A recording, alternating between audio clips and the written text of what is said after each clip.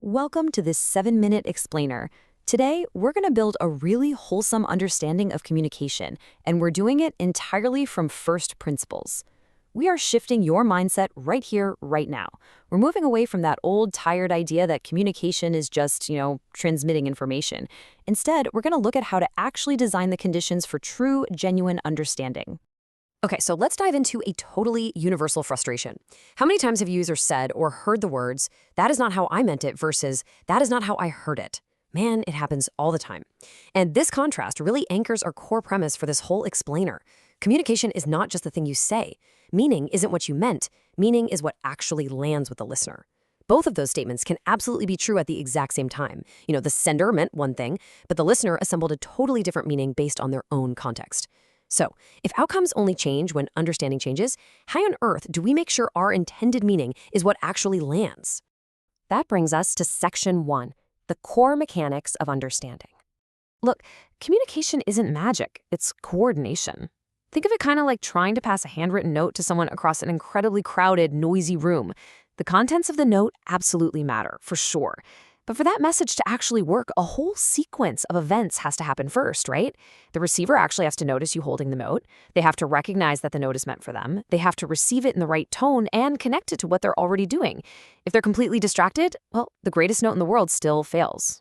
Because being understood isn't just one single action. It's an entire system of mechanics, 6 simple forces working together like links in a chain: attention, decoding, relevance, purpose, clarity, and tone. If you lose their attention, the message is just missed entirely. But let's look at decoding. It helps to think of your words as a key and the listener's background as a lock. If your key doesn't fit their specific lock, the message gets completely misunderstood. Or consider tone. Delivering a message is honestly a lot like delivering medicine. The medicine itself is absolutely vital, but the method of delivery totally changes whether the patient actually accepts it or just spits it out. If the tone feels unsafe or unfair, the listener's defenses go right up, no matter how objectively true your words are. And this brilliantly illustrates the ultimate paradigm shift we really need to make here. A weak communicator views their job as simply producing a grammatically correct sentence. Boom, done. But a strong communicator, they know their real job is to clear the listener's mental path. Look, when people misunderstand us, it's rarely because they aren't smart. It's almost always because we force them to guess. And spoiler alert, they usually guess wrong. Your ultimate goal is to reduce that guessing. You want to design the message so it travels safely and securely right into the other person's mind. Which leads us to Section 2, building layers of clarity. Clear communication, it doesn't just magically happen. It's actively built using 3 very specific layers. First up, you name the point. You literally give the listener a map up front so they aren't spending the first 5 minutes trying to locate your core idea. Second, you give enough context. This answers the listener's internal burning question: why does this matter to me right now? And third, you show the intended meaning. If you skip any of these layers, the listener instantly starts filling in the blanks with their own and, often incorrect assumptions. The crucial point here is incredibly stark. Just look at the difference between these 2 phrases. The first one, we need to talk. I mean, we've all felt the dread of hearing that, right? It strips away all context and intended meaning.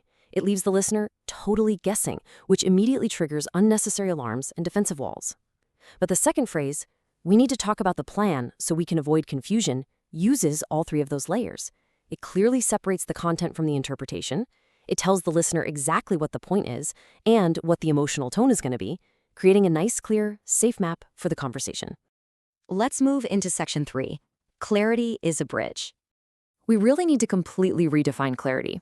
Clarity is not about dumbing things down. It's definitely not just mere decoration for your sentences. So what is it? Clarity is reduced friction. Imagine a giant physical gap. On one side is what you know, and way over on the other side is what the listener knows.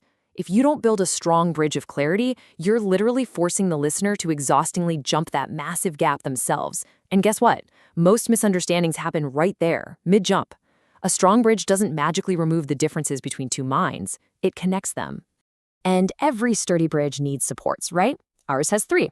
First up is structure. This prevents the listener from getting hopelessly tangled in way too many ideas. Just saying, hey, I have 3 concerns, gives their mind a neat, clean frame to hold your information. Second is specificity. Let me tell you, vague language feels really safe to the speaker, but it is incredibly expensive for the listener. Saying you'll do something soon forces them to guess if you mean tomorrow, next week, or next month. Being concrete, saying tomorrow, narrows down those possible meanings. And finally, relevance. A message is always easiest to understand when it lands on familiar ground. You've got to connect your point to what the listener already genuinely cares about. Bringing it all together in Section 4, Becoming a Trusted Communicator. Now, we do have to acknowledge a bit of a hidden tension here. Providing this much clarity can actually feel quite vulnerable. A lot of unclear communication isn't accidental at all, It's a defense mechanism. People stay vague because they want to avoid conflict, or they don't want to sound too demanding, or maybe they're just terrified of being proven wrong. Owning a thought fully enough to express it plainly, that requires letting go of that safety net. That is exactly why precision isn't just a vocabulary skill. Precision is literally a kind of courage. A good communicator does not force understanding. They make understanding easier. This perfectly summarizes the wholesome understanding we've built today. When you actually take the time to reduce friction, when you actively build that bridge with structure and specificity, and when you truly respect the listener's attention, you stop forcing your point across. You just make the meaning incredibly easy to receive. And when people know exactly what you mean, what you want, and what those next steps are, they don't have to protect themselves from imagined threats. That creates an environment where trust just skyrockets. But this brings us to a really fascinating frontier. You can name your point, you can build your bridge, and you can speak with courageous precision, but at the end of the day, we're still dealing with complex human beings. So I want to leave you with this final, provocative question to chew on. What happens when clarity is still not enough? What actually happens when the bridge is perfectly built, but your message is still actively resisted?